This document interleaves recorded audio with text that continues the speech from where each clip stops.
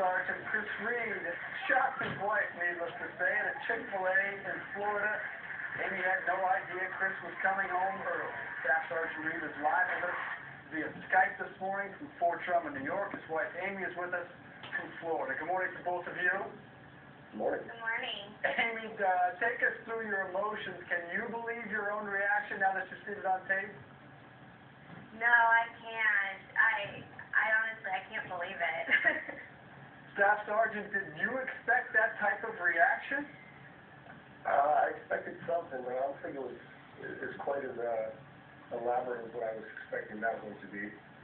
Yeah, that was quite the scream, Amy. Tell us about the planning that went into this. Who was behind the plot? It was actually my dad and my husband. They both worked up this plan to do a surprise at Chick-fil-A because we go to Chick-fil-A every Tuesday night for family night, and on this particular Friday they were doing a promotion, so they made it, believe that, it was all my idea that I had planned to go to dinner at Chick-fil-A that night. And so they fixed everything up and they got the flights in, and it was absolutely crazy. It took, I think, 2.5 months of planning. And one of the surprising things about the video is not just your scream, but Staff Sergeant, when they pan the camera, the entire restaurant is applauding what just happened. Was the whole restaurant in on it, or were they just moved by what they just saw and heard?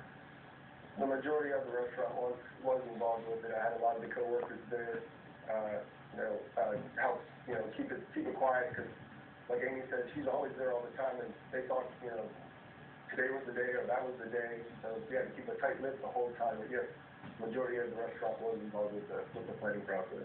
I know you guys met via a Christian dating website. Amy, how difficult is it having your husband away for such long periods of time, although making the sacrifice for this country? How hard is it?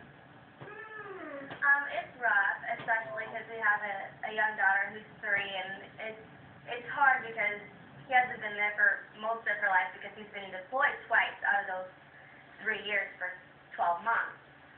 So it's hard on all of us as a family because we just want to be together, and the deployments kind of, put a strain on, because it's different having 2 parents versus 1 parent.